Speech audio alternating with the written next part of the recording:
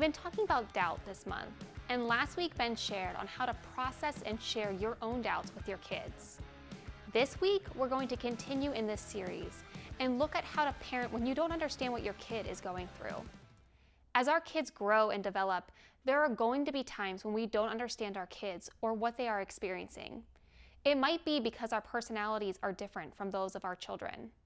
For example, I have a child who often experiences anxieties and fears to which I just can't relate. Our personalities are different, and the way in which we interact with the world is different because of that. It could also be that they are experiencing something that we may never have encountered. Maybe your kids have experienced the death of someone close, and you do not know what it is like to experience death at such a young age. We can also struggle to understand our kids because they are growing up in a culture that is different from the one in which we grew up. Today, kids are being exposed to technology that we were never exposed to as kids. When I was a teenager, smartphones and social media did not exist. I do not know what it is like to be a teenager and have access to internet and social media at all times. So how do we parent when we don't understand? Well, I think we have two options. We can diminish what our child is experiencing, or we can listen.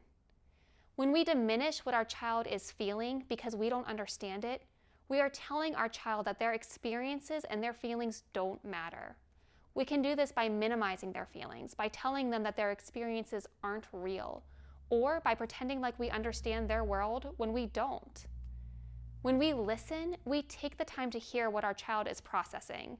We can get insight into how they view the world. We can gain understanding into how they process difficult things. We become a learner of our kids. There are also times when it might be wise to seek additional counseling and help for your child and yourself.